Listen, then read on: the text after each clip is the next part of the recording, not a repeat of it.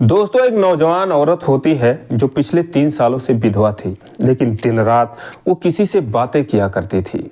एक दिन रात को उसके फोन पर फोन आता है और उधर से जो शख्स था वो कहता है कि हेलो मेरी विधवा रानी, कैसी हो। दोस्तों, इस बात पर वो औरत जवाब देती है कि कम से कम यार तुम तो मुझे विधवा मत कहो, क्योंकि सारी सच्चाई तुम्हें पता है, सारी हकीकत तुम्हें मालूम है। उसके बाद दोस्तों, वो औरत वीडियो कॉल पर ही उस व्यक्ति के सामने अपने कपड़े बदलती है, लाल साड़ी पहनती है, सिंदूर लगाती है, मंगलसूत्र पहनती है, एक सुहागन की तरह सजती संवरती है और उसके बाद वीडियो कॉल पर शुरू हो जाती है। दोस्तों, इस बात से दोनों अनजान थे कि कोई तीसरा भी उनके इस करतूत को ये अनहोनी देख रहा है। दोस्तों, ये कहानी उत्तर प्रदेश के जिला गोंडा की बहुत ही इंटरेस्टिंग कहानी होने वाली है। आइए जानते हैं पूरी कहानी इस वीडियो में। लेकिन वीडियो में आगे बढ़ने से पहले बस वही रिक्वेस्ट कि आप वीडियो को लाइक कर दीजिए, चैनल को भी सब्सक्राइब कर लीजिए ताकि मेरा हौसला बढ़ता रहे। दोस्तों, ये जो कहानी है उत्तर प्रदेश के जिला गोंडा की है। गोंडा जिला अयोध्या से बिल्कुल सटा हुआ जिला है। गोंडा जिला के देहात कोतवाली क्षेत्र के बेसिया चैन गांव की ये कहानी है। दोस्तों, जो महिला होती है उसका नाम होता है गुड़िया। गुड़िया की शादी बेसिया चैन गांव के निवासी रामकरण से होती है और उसके परिवार में रामकरण के अलावा उसके 3 भाई, उसके पिताजी, भरा पूरा परिवार होता है। दोस्तों, कुछ दिन रामकरण और गुड़िया देवी पति पत्नी के रूप में मौज करते हैं, लेकिन कुछ दिनों के बाद ही पारिवारिक झगड़ा, पारिवारिक कलह शुरू हो जाता है। एक दिन जो गुड़िया थी वो रोते बिलखते तड़पते हुए थाने पहुंच जाती है और थानेदार से कहती है कि साहब, मेरे पति का मर्डर कर दिया गया है। उसके बाद जोर जोर से चिल्लाने लगती है। थानेदार साहब उसको शांत कराते हैं, बोलते हैं शांतिपूर्वक से जो कुछ हुआ है उसको बताओ। तो बोलती है कि साहब, मेरे जो परिवार में मेरे 3 देवर हैं, श्याम, अर्जुन, आज्ञाराम, और उनके अलावा जो मेरे ससुर हैं, इन चारों की नीयत ठीक नहीं है। पूरी जायदाद जो है वो अपने नाम कर लेना चाहते हैं। इस पर जब मेरे पति ने उनसे सवाल जवाब किया तो उन लोगों ने उसे मार डाला है। उसके बाद लाश को गायब कर दिया है। मैं किसी तरीके से अपनी जान बचाकर आपके पास आई हूँ। जिस तरीके से वो तड़प रही थी, बिलख रही थी, विलाप कर रही थी, थानेदार साहब तुरंत कार्रवाई करने के लिए निकल जाते हैं और बेसिया चैन गांव को घेर लेते हैं। उसके बाद चारों लोगों को गिरफ्तार कर लिया जाता है कहीं भागने से पहले। गिरफ्तार करने के बाद थानेदार साहब पूछते हैं, ये बताओ तुमने रामकरण की लाश को कहाँ छुपा रखा है। दोस्तों, लोग कहते हैं साहब, हमको इस बारे में कुछ भी नहीं पता, हम अपने ही परिवार के अपने भाई की हत्या क्यों करेंगे। जिसने ये आपके सामने रिपोर्ट दर्ज कराई है, जो गुड़िया है, आप उसी से पूछिए, क्या पता उसने कुछ करवाया हो। हमने तो साहब कुछ भी नहीं किया है। अब दोस्तों, थानेदार साहब उसकी तरफ देखते हैं तो उसके मासूमियत से, उसके चेहरे को देखकर ऐसा लगता नहीं था कि ये महिला भी कुछ कर सकती है, अपने पति के साथ ऐसा भी कुछ कर सकती है। दोस्तों, पुलिस जो है वो शुरू से अंत तक इन्हीं चारों लोगों को आरोपी मानती है और हत्या के आरोप में इन पर FIR दर्ज करती है और हत्यारों के रूप में कोर्ट में पेश करती है। अब दोस्तों, हत्या का केस दर्ज होने के बाद उनको तुरंत जेल भेज दिया जाता है।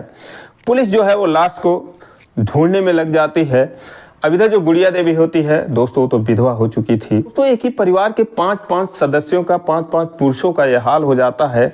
एक की हत्या हो जाती है, 4 लोगों को जेल में डाल दिया जाता है। इससे पूरा परिवार सदमे में आ जाता है, पूरा गांव सदमे में आ जाता है। दोस्तों, जो उनके रिश्तेदार थे, उनके घर की जो महिलाएं थीं, वो जेल में मुलाकात के दौरान जब जाते थे तो चारों यही पूछते थे कि ये बताओ लाश मिली कि नहीं मिली उसकी। तो ये लोग पूछते थे कि तुम लोग बताओ, तुमने मार के कहाँ उसको फेंक दिया है, कहाँ छुपा दिया है। वो लोग बोलते थे कि पागल हो, अगर हमने मारा होता तो कम से कम तुम लोगों को तो बताते, लेकिन तुम लोगों को सच्चाई पता है। अगर लाश मिल जाती तो कम से कम पुलिस को भी सच्चाई की पता चल जाती और हम कम से कम, हमको राहत मिल जाती। अब दोस्तों, इस दौरान जो गुड़िया थी वो किसी से दिन रात बातें किया करती थी और चूंकि बात जो है वो आधी रात के बाद ही करती थी, जब सारे लोग सो जाते थे, तो रात के सन्नाटे में कुछ आवाज़ जो है वो इनके भी घर में जाया करती थी, क्योंकि सबका घर सटा हुआ था एक दूसरे से, तो इनके घर में भी जाया करती थी। दोस्तों, एक दिन जेल में मुलाकात के दौरान जो ननके थे वो पूछते हैं घर की महिलाओं से कि ये बताओ, जो गुड़िया देवी है, जो बहू है, उसका क्या हाल है। तो महिलाएं कहती हैं, तुम उसको बहू कह रहे हो, इतनी निर्लज्ज औरत है।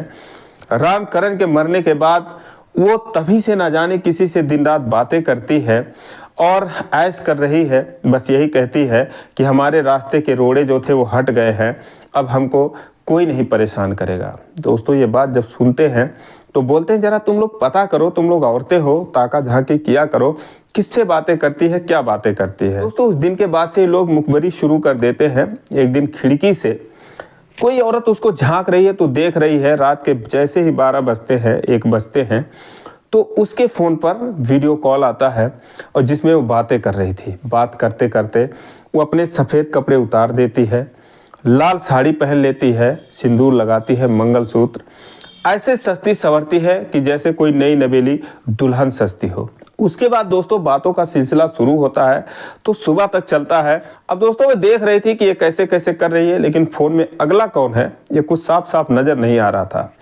उसके बाद से फिर ये लोग देखती है, तो ऐसे कई दिनों तक जब चलता है तब वो लोग जाती हैं एक बार फिर से थाने पे सारी महिलाएं और कहती हैं कि साहब जिसका पति मरा है वो तो ऐश कर रही है, उसको कोई फर्क ही नहीं पड़ रहा है, और हमारे परिवार वालों ने उसको मारा भी नहीं है, लेकिन वो लोग जेल की हवा खा रहे हैं, जेल में सड़ रहे हैं। कुछ तो रहम करो, आप फिर से जांच करो, कुछ तो कार्रवाई करो। दोस्तों उसके बाद थानेदार साहब गुड़िया को बुलाते हैं और बोलते हैं ये बताओ गुड़िया देवी तुम किससे बातें करती हो। तो कहती है कि साहब आप एक भारतीय नारी का अपमान कर रहे हो, और चूंकि मैं एक विधवा हूँ और मेरे ऊपर इस तरीके से लांछन लगा रहे हो, तो आप न सिर्फ मेरा अपमान कर रहे हो बल्कि आप पाप भी कर रहे हो। अब थानेदार साहब शॉक्ड रह जाते हैं, उनके पास कोई जवाब ही नहीं इस बात का।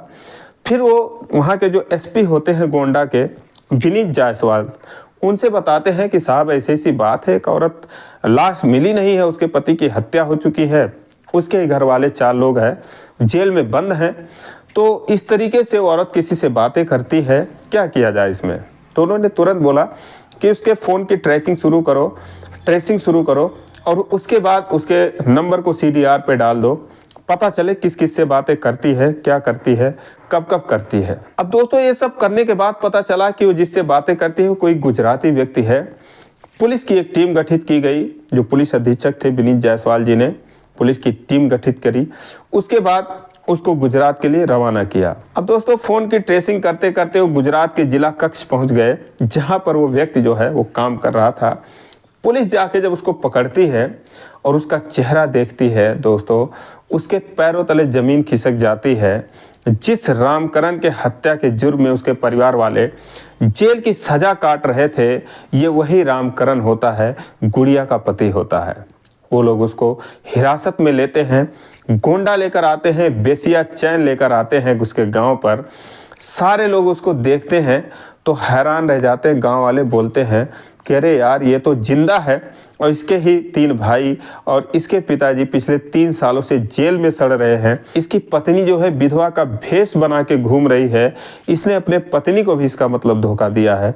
लेकिन अभी तक किसी को ये नहीं पता था कि आखिर में माजरा क्या था। दोस्तों जब पुलिस गुड़िया देवी और रामकरण से पूछताछ करती है तो पता चलता है कि परिवार को तबाह करने के लिए, फंसाने के लिए, परेशान करने के लिए इन दोनों ने मिलकर ये साजिश रची थी। लेकिन दोस्तों पति पत्नी प्लान बनाते वक्त ये भूल गए कि रामकरण कभी गांव आएगा तो कैसे आएगा, और गुड़िया देवी का क्या होगा। दोस्तों अब चूंकि गुड़िया देवी को भी शक था कि कहीं ये गुजरात में शादी न कर ले, किसी के बहकावे में ना आ जाए, तो इसलिए रोज़ जो है अपनी मौजूदगी का एहसास कराने के लिए, उसको जो है ये दिखाने के लिए कि हाँ तुम्हारी पत्नी मैं हूँ, रोज़ यही नाटक करती थी। रात को फ़ोन पर साड़ी बदलती थी, सुहागन बनती थी, और उसको जो है इस तरीके से उससे बातें करती थी। तो दोस्तों ऐसे ऐसे शातिर लोग हैं, इन दोनों को न्यायालय को गुमराह करने के आरोप में जेल भेज दिया जाता है। चारों लोगों को राहत मिलती है, बेचारे 3 साल बाद अपने घर वापस आते हैं।